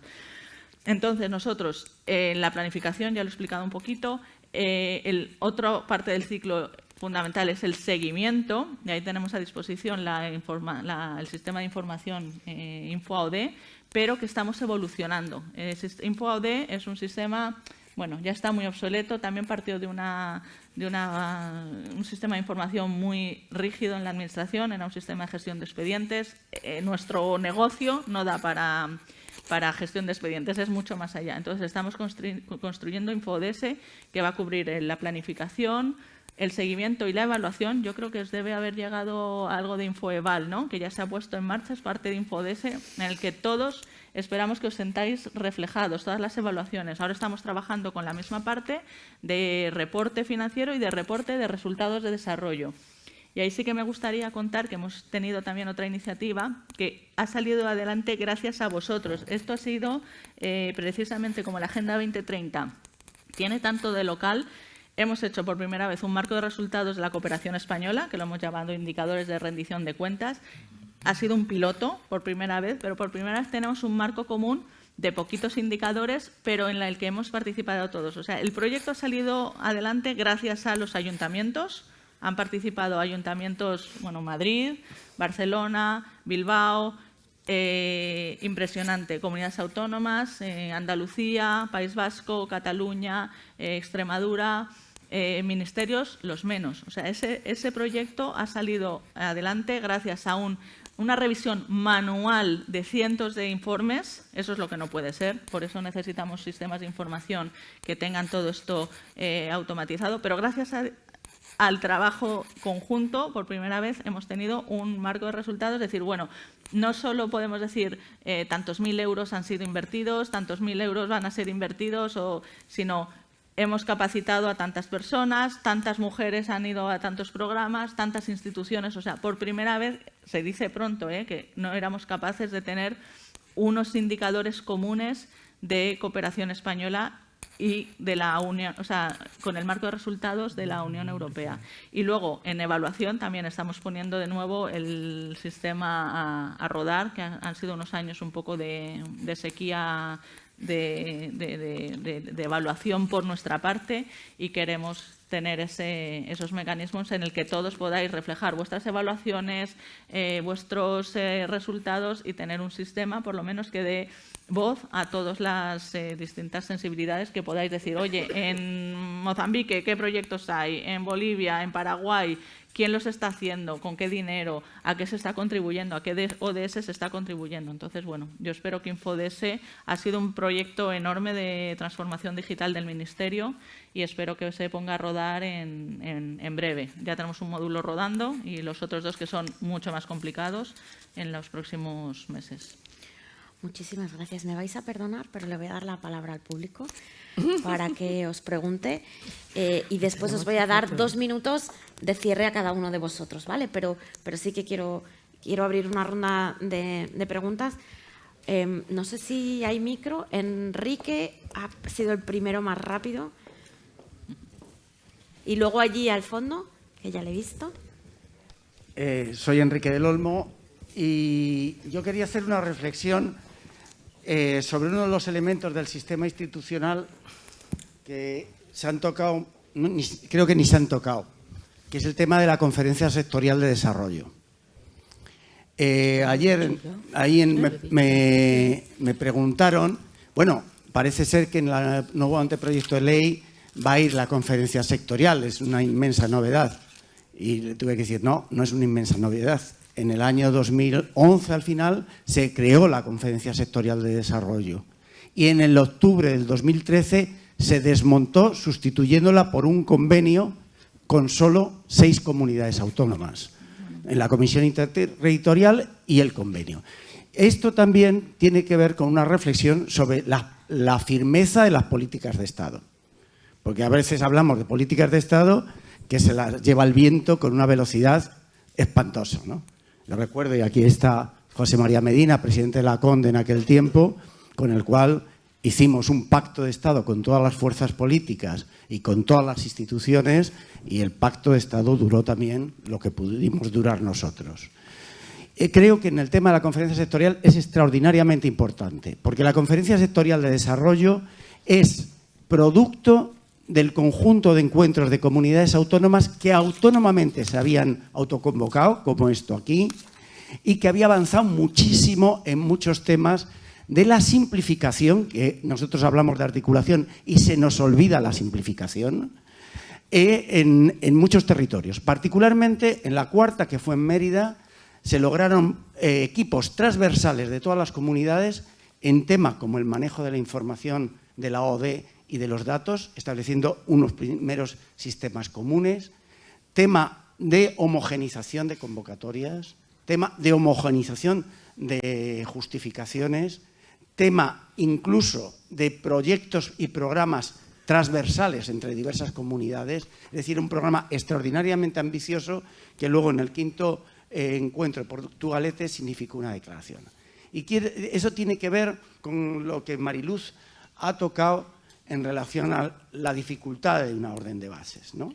Y de los sistemas de justificación, que en este encuentro, en todas las mesas que ha habido, siempre ha habido alguien que ha protestado con absoluta razón por la tortura que significan los modelos de convocatoria y los modelos de justificación. Que no le hemos dado solución, yo creo, porque no ha habido voluntad de darle solución, y decía Mariluz, es extraordinariamente complejo. Es complejo, como toda cosa, pero que se puede hacer, se puede hacer. En primer lugar, cuando hicimos la orden de bases de 2005, mi primera reunión con mis subdirectores y con los técnicos que iban a trabajar fue un mensaje. No hacemos una convocatoria para enemigos, para presuntos delincuentes, para gente que va a subvertir el dinero público. Hacemos una convocatoria para gente que está en la misma que nosotros, que trabaja por el desarrollo, que trabaja en un sentido, que su objetivo no es meterse 20 euros en el bolsillo. Y este es un concepto básico, pero que se olvida absolutamente. Las convocatorias y las justificaciones son una tortura para aquel que quiere hacer cooperación al desarrollo. Y en ese sentido creo que esto es una protesta unánime, yo creo que lograría unanimidad de aplausos sobre el tema, pero que me parece fundamental tenerlo desde el principio. No vayamos al mecanismo de que cuando no sabemos qué hacer hagamos un nuevo papel. Intentemos simplificar al máximo los procesos. Sepamos para qué son los procesos, porque si no, no sirve. De verdad, vivimos inflación de papeles, informes, etcétera. Entonces yo creo que en ese sentido la recuperación en el próximo proyecto de ley de la conferencia sectorial, que al fin y al cabo es una superestructura, es también el trabajo conjunto de articulación, simplificación y modificación a favor de la cooperación, no a favor de las estructuras administrativas de gestión. Yo creo que este tema es absolutamente determinante. Gracias.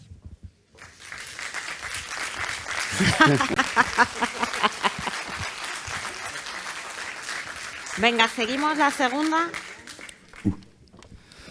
Hola, buenos días a todos y a todas. Un poco en la línea de Enrique, pues quiero lanzar otro cohete.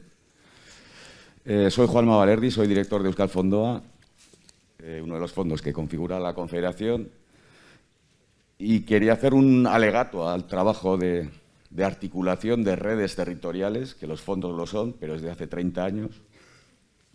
Estamos todo el rato hablando de potencialidades, de la singularidad. Bueno, esto existe, es real. Y tengo a veces la impresión de que los fondos de cooperación que reúnen a más de 1.200 entidades locales son algo anecdótico, residual, bien, curioso, muy interesante, pero lo singular se puede quedar en anecdótico si realmente no hay voluntad de fortalecer estas mismas redes, de articular. Yo puedo contar la experiencia de Euskal Fondoa, del Fondo Vasco, y la articulación multinivel, multiactor, multisector que estamos desarrollando desde hace años. Para nosotros el objetivo, prácticamente el objetivo de 17 en algunos aspectos, es un resultado, no es un objetivo. Y lo digo desde la experiencia vasca, que es exportable a cualquiera, sobre la base de tejer esa complicidad, esa red. La base es el consenso, la voluntad política de llegar a consensos. En un contexto como el vasco, donde los 30 últimos años no ha sido nada fácil, pues el Fondo ha logrado esto. Y estamos articulados los distintos niveles de gobierno en el País Vasco. Pero digo, pasemos a la acción real. Está muy bien el discurso, a veces autocomplaciente, de la singularidad, de la cooperación descentralizada española, tal. Pero me hago la pregunta, ¿cuándo la ayuda oficial española, la cooperación española, ha apoyado a su cooperación descentralizada? Nos lo hemos tenido que tejer nosotros y estamos todo el rato reivindicándonos, dándonos codazos para que se nos vea. Y yo creo que, como digo, hace falta recursos. El discurso está muy bien, pero recursos para fortalecer estas capacidades, para que a través de la Confederación hablemos de este modelo de alianza de redes. Es un poco ese alegato de vayamos a la acción. La acción requiere recursos, voluntad, pero en 30 años apenas hemos conocido un mínimo acuerdo y apoyo a la cooperación descentralizada y a esta singularidad. Y por eso, cuando uno va por Europa, se sorprenden, pero a veces tengo, ¿esto es singular o es anecdótico? Gracias.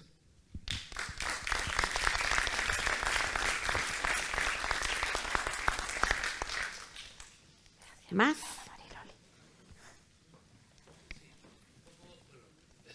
Perdón, Rafael García Matías, de la Fundación Musol. Bueno, un poco adherirme totalmente a la intervención que acaba de hacer. Un poquito más alto. Sí, un poco adherirme a la intervención que acaba de hacer Enrique, en la que llevamos desde la Fundación Musol trabajando desde hace mucho tiempo y aportando datos y señalando que yo creo, imaginaros, el análisis que hacemos nosotros es que en este momento es posible que las cosas sean de otra manera. Es decir, no haría falta modificar ni un solo punto de las leyes. Se trata sencillamente de la interpretación que se está haciendo desde algunos actores y, como bien ha dicho Enrique, vernos más como alguien que llega aquí a qué sé yo, a alguien que está colaborando y que está siendo, en el caso de la cooperación descentralizada, la mano que ejecuta las políticas de cooperación de la cooperación descentralizada. En ese sentido, y es una aportación que me gustaría poder aportar un poco a la nueva ley. A mí me parece que un paso que debería dar la nueva ley es sacar la cooperación descentralizada de la Ley General de Subvenciones. Yo creo que Mariluz ha hecho un planteamiento que puede parecer sencillo a simple vista, pero que es tan eso que no lo habíamos visto, ¿no? Algunos, ¿no? Es pasar de la cooperación a demanda a la cooperación consensuada. Y en ese sentido, nosotros hemos elaborado desde la Fundación un planteamiento que yo creo que se podría recoger, es decir, cambiar la relación entre financiadores y ejecutores de políticas para denominarla colaboración público-privada sin ánimo de lucro. Podría ser una figura de este tipo.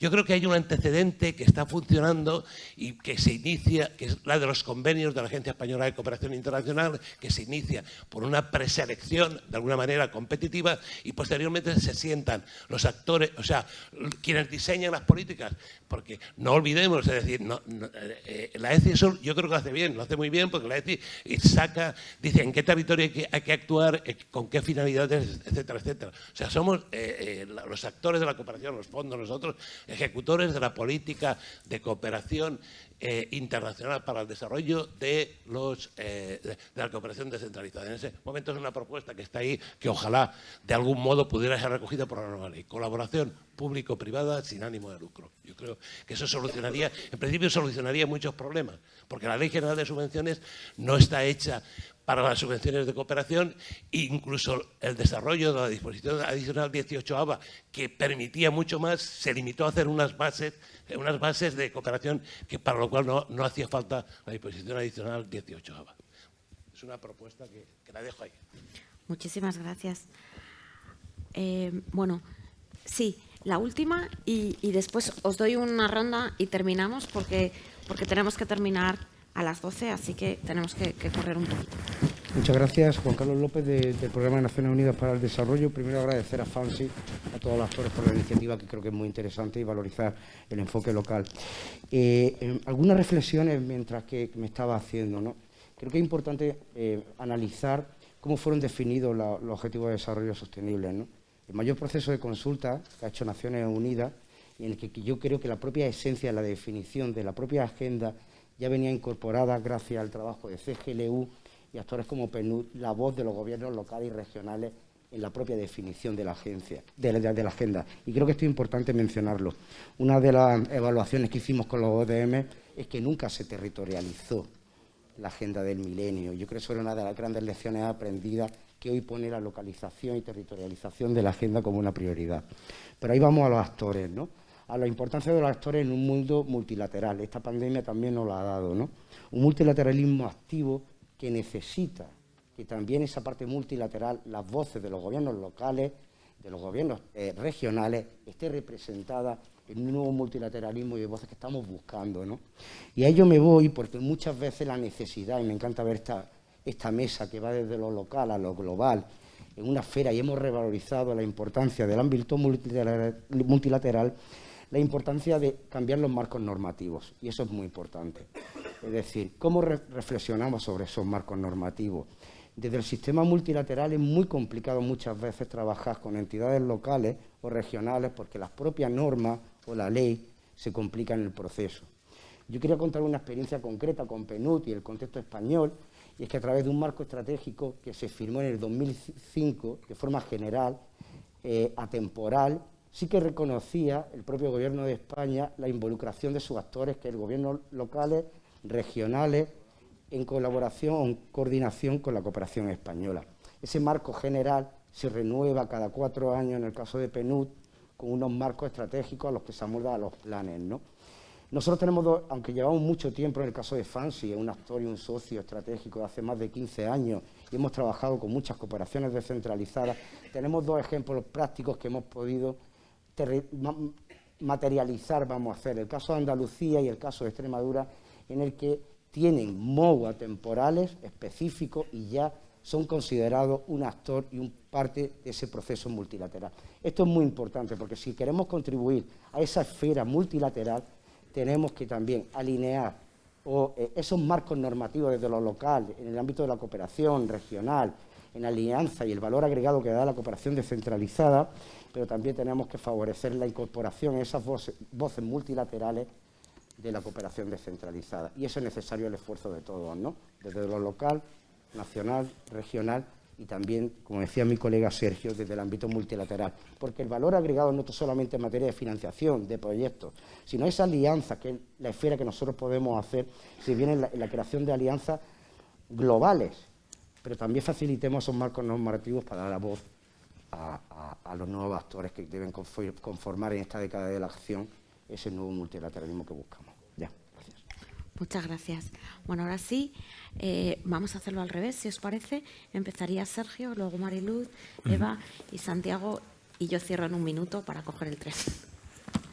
Muy bien, gracias.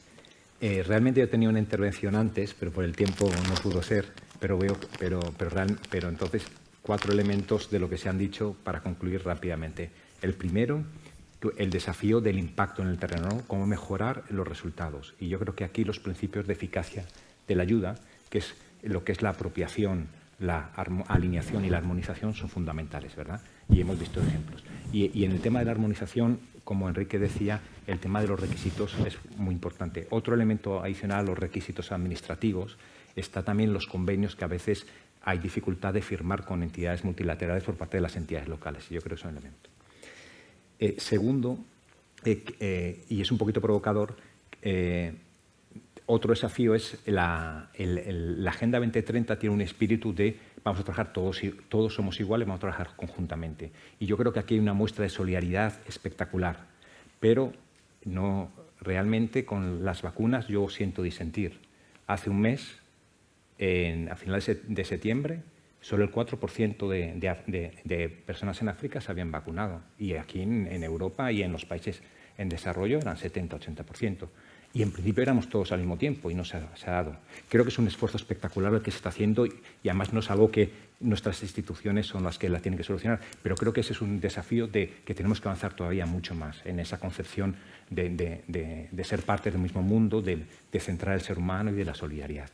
Tercer elemento, doy fe, como aquí se mencionaba, del trabajo de las OTCs y de la articulación en Cabo Verde, efectivamente con Patricia. Por ejemplo, la semana pasada se está firmando, se está organizando y hubo reuniones donde estuvo Madrid, estuvo la agenda Esther, estuvo representados y creo que es muy importante.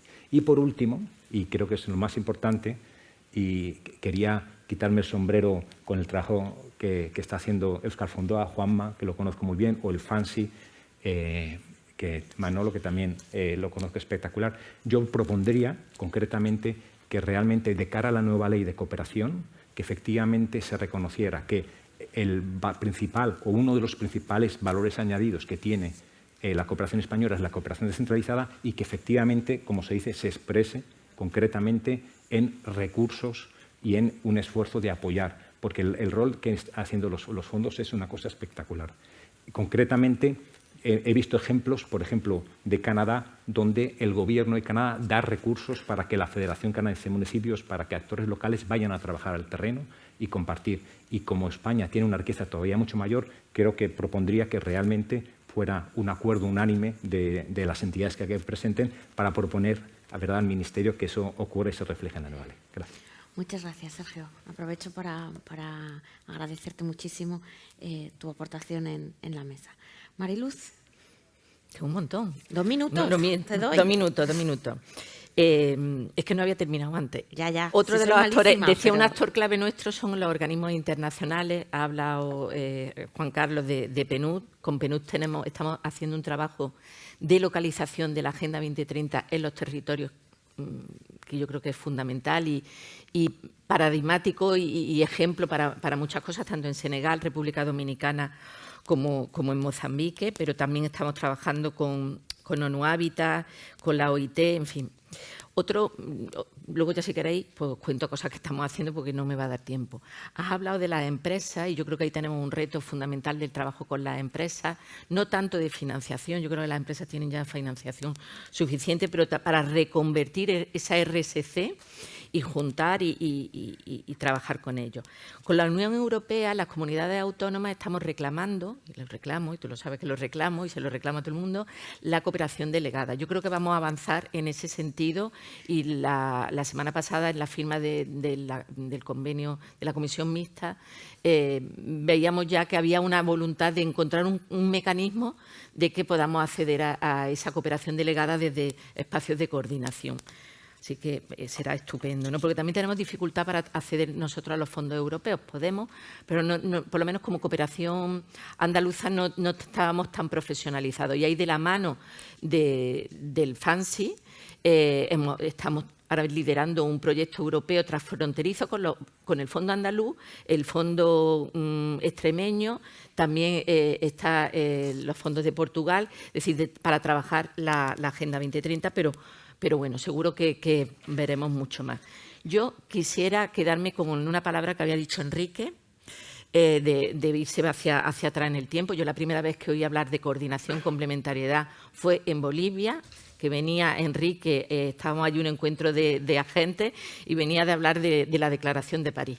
Bueno, yo convencida de la Declaración de París, que me la explicó fenomenal. Me quedo con esto. Es muy importante ahora mismo la profesionalización en la Administración. Ha habido un momento de profesionalización en los actores, pero para que realmente cuando trabajemos con todos los actores que se financian desde la Administración, no lo veamos como enemigos, que no lo son compañeros, tenemos que trabajar. Y ese discurso tuyo, vamos, lo tengo yo en vena, hace falta una profesionalización en la gestión de la cooperación. Y esa profesionalización es fundamental. ¿Por qué? Porque en el momento del estado de alarma, nosotros teníamos fuera 100 millones de euros que se estaban ejecutando. Se paraliza todo, se paraliza. Pero fuera no. ¿Qué hacemos? Bueno, pues nos pusimos a sacar documentos para que en el momento que se terminara el estado de alarma la gente supiera, primero, que nosotros prorrogábamos automáticamente todos los proyectos, la ejecución 2 meses. Luego sacamos formularios, ya estaba todo preparado, formularios para que ustedes pidan los cambios, se adapten. Es decir, facilitar, hay que facilitar a los actores. De todas maneras, yo creo que vivimos mucho entre papeles y los papeles hay que eliminarlos. Está la sospecha. La sospecha. Y vuelvo otra vez a la importancia de la educación. La sospecha está en un imaginario de lo que la gente cree que es la cooperación internacional. Y hay que trabajar con intervención, hay que trabajar con todos los actores, con toda la administración del Estado para que realmente se facilite la cooperación. Porque es que si no, no solamente no vamos a poder financiar bien, sino que no vamos a ejecutar bien. No vamos a ejecutar bien, porque tardamos mucho en hacer un proyecto. Cuando se aprobaron los presupuestos de este año, lo primero que dije fue, nosotros vamos a apoyar a través de UNICEF, porque teníamos un convenio, vamos a apoyar a UNICEF para el Fondo COVAX, porque habíamos firmado y estábamos con todo lo de, bueno, pues con toda esta respuesta conjunta a la cooperación al COVID, ¿no? He tardado casi 9 meses. Casi 9 meses. Problema mío, problema del organismo internacional, que firmar algo con UNICEF internacional es muy complicado. Pero bueno, ahí estamos. Hasta que lleguen las vacunas a Mali, pues no lo sé, pero es complicado, pero tenemos que seguir trabajando. Así que insto de verdad a la profesionalización y que las oposiciones sean oposiciones donde se incorporen estos temas. En la reforma de la Agencia Andaluz Española ha habido una descapitalización enorme de personal y eso no puede ser. No puede ser que tengamos gente que esté expatriada y que no haya manera de traerla aquí. Esa es una problemática que hay en la Agencia Española, pero también la tenemos nosotros. No puede ser que tengan contratos de alta dirección. No puede ser. No puede ser. Pero tenemos que cambiarlo. Y eso ya es mucho más práctico, ¿eh?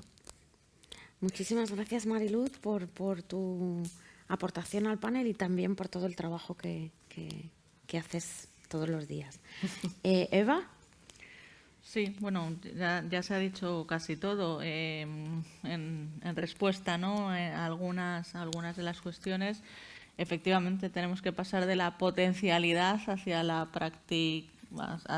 operatividad y ser prácticos. Hemos heredado una conferencia sectorial que existía, efectivamente, y por el proceso de racionalización, o como se llamase, desapareció y estaba una comisión interterritorial, pero que tampoco ha funcionado. Quiero decir que si la interterritorial hubiese desarrollado al menos sus capacidades, pues bueno, podríamos estar diciendo es interterritorial o conferencia sectorial. A mí me parecería muy bien una conferencia sectorial, una comisión delegada, también me parecería estupendo, que también existía y nunca se reunió. O sea que los mecanismos los podemos llamar o elevar, pero lo que tenemos que hacer es que funcionen. Con respecto al tema de subvenciones, bueno, a mí también me encantaría una única convocatoria, me encantaría no tener intervención previa, no me gustaría, o sea, todos los que trabajáis en administración pública nos regimos por la ley de subvenciones, que no está adaptada al trabajo internacional. Entonces, eso es una realidad que espero que la nueva ley pueda modificar, pero vamos, que nosotros, yo creo que todos los que estamos aquí somos unos convencidos. Pero es verdad, sacar un proceso de subvenciones de 150.000 euros nos cuesta 7 meses. Y todo así. Yo, cuando muchos de vosotros que estáis al otro lado de la administración venís a trabajar a la administración y luego es bueno estar en todos los lados y entender. Y efectivamente yo creo que la intervención, la abogacía, pues no están hechas para el trabajo en el exterior y no está adaptado. Eso a mí me gustaría que se modificase. Soy la primera que, en vez de vivir entre papeles y tener la dirección haciendo papeles, que sea ahora la abogacía, que sea ahora la intervención, que si vuelta, que si no me gusta esto, pues tenerlos haciendo políticas en la UE, políticas en Naciones Unidas, defendiendo posiciones. O sea que sí, la ley no está de nuestro lado para el trabajo internacional. Antes se ha hablado de los MAP. En los MAE, que son los marcos de asociación estratégica, están copiando un poco la forma de trabajar de los MAP, de incluir a todas las comunidades. Estamos empezando, pero es verdad que MAE se firman menos por ahora. Y bueno, poco más que decir, que ojalá la ley, uno de los temas que ha salido en el peer review, que ha sido común a todos, descentralizada, todos los ministerios, ha sido las trabas administrativas que nos encontramos todos los días para sacar las cosas adelante. Y eso me gusta cuando la profesionalización pasa y viene gente no funcionaria a trabajar, vamos, muchos de que se topan, decir, Dios mío, o sea, esto que tanto, por lo que tanto protestábamos, es que es tremendo, es tremendo. Es agotar recursos, en fin, es dedicarlos a lo que no tienen que estar. Pero no puedo decir nada más, que espero que la nueva ley pueda derogar alguna de las disposiciones de la ley de subvenciones, o modificar, o hacerse eco de que el trabajo en el exterior no es lo mismo que el trabajo en España, que cuando en España tú pides un ticket, normalmente existe, pero ese no es la filosofía afuera, y te piden tickets de todo. ¿Y cuántas personas? Pues mire, señores, que no sé cuántas personas han ido a esta reunión porque no se han apuntado por X. Pues es que es una burocratización tremenda. Sí, a mí como apuntar una cosa sobre eso, y nosotros somos agencia pública empresarial. Otras comunidades autónomas son dirección generales. Hay muchas ventajas, pero una de las más grandes es que hacemos las cosas sin previa intervención. O sea, no tenemos que pasar ese trámite de la intervención, la pasamos después. Eso es fundamental. Dentro de que vamos lento, no tenemos que, porque si no sería el bloqueo. Lo digo de cara a la constitución de la agencia española. La figura que adopte tenga que ser que la que sea, pero que sin esa fiscalización previa, porque como tenga que hacer la fiscalización previa, pero eso, complicadísimo que nuestra ya. agencia tampoco tiene intervención ex ante, tiene un problema. Nosotros sí que tenemos, en la Dirección General, como es Ministerio, sí que tenemos fiscalización previa. La agencia no. Pero ¿qué pasa? Que luego el Tribunal de Cuentas tiene paralizada la agencia con 12.000 expedientes Lo sé. del pasado, porque no. Entonces, cuidado con la no intervención previa, porque luego vienen los... Que para mí sería estupendo, no tener intervención previa, pero que... Yo también la tengo previa, o sea que podemos llorar, porque no puedo pagar a los estudiantes absolutamente nada, porque son sujetos, no sé, que no comen, ni beben, ni nada de eso. Así Santiago, que espero que la ley lo cambie. Te voy a pedir, bueno, Eva, también te agradezco un montón que hayas venido, tu tiempo, todo el esfuerzo que sé que te queda por hacer en relación con todo el proceso de reforma. Yo creo que algo que se ha dicho tiene que ver con la confianza en el trabajo hecho durante 30 años por la cooperación descentralizada, que creo que eso es algo que hay que poner en valor, que es un trabajo y una experiencia y un tejido que hay que tener en cuenta como un actor muy relevante. Y Santiago, te voy a pedir un minuto de cierre. Ojalá tuviésemos... Pues nada, voy a ir al grano. Simplemente decir, bueno, que la cooperación descentralizada es una realidad. Aquí está. Es bueno que así sea y así va a seguir siendo, en particular, entre otras cosas, porque bueno, las ciudades cada vez tienen más peso como actores globales y también en el ámbito de la cooperación. Esta cooperación descentralizada debe ser, como hemos dicho, en el marco de una política de Estado. No es para que cada entidad haga su política exterior distinta, porque eso es equivalente a una no política a la cooperación. Es una dispersión internacional al desarrollo, más que una cooperación internacional al desarrollo. Luego, en tercer lugar, la importancia de trabajar en red, tanto dentro de la ciudad, tanto dentro de la comunidad autónoma del país, como hacia fuera, ¿no? Lo hemos mencionado y creo que es fundamental para esas oportunidades, sinergias, colaboraciones y casi obligación de que la actuación que hagamos sea lo más eficiente posible. Luego se ha tratado ya el tema de la importancia de armonizar, coordinar, simplificar procedimientos, sistemas de información, justificaciones, los acuerdos internacionales para que una entidad local pueda trabajar con un organismo internacional multilateral. Pues esto es muy importante, que a veces también nos complica los plazos y las posibilidades. Y para acabar con un toque positivo, pues yo creo que para seguir trabajando y avanzando en estas líneas, además de todas las que ya habéis mencionado, pues este encuentro, ¿no? Este encuentro en el que estamos, que yo creo que es una oportunidad excelente pues para comunicarnos inquietudes, posibilidades, problemas y con eso pues seguir avanzando y esperar que el siguiente encuentro, que digamos se regularice un poco el calendario de encuentros estatales y que tengamos uno pues cuando sea, pero que sepamos que hay una programación un poco estable de estos encuentros para continuar trabajando. Por mi parte nada más y gracias por invitarnos y un placer. Pues muchísimas gracias a todos, muchísimas gracias a todos los que habéis estado escuchando y bueno, os dejamos para que hagáis el cierre, que es esa declaración que yo creo que ya está preparada, así que un placer y que vaya todo muy bien. Muchas gracias.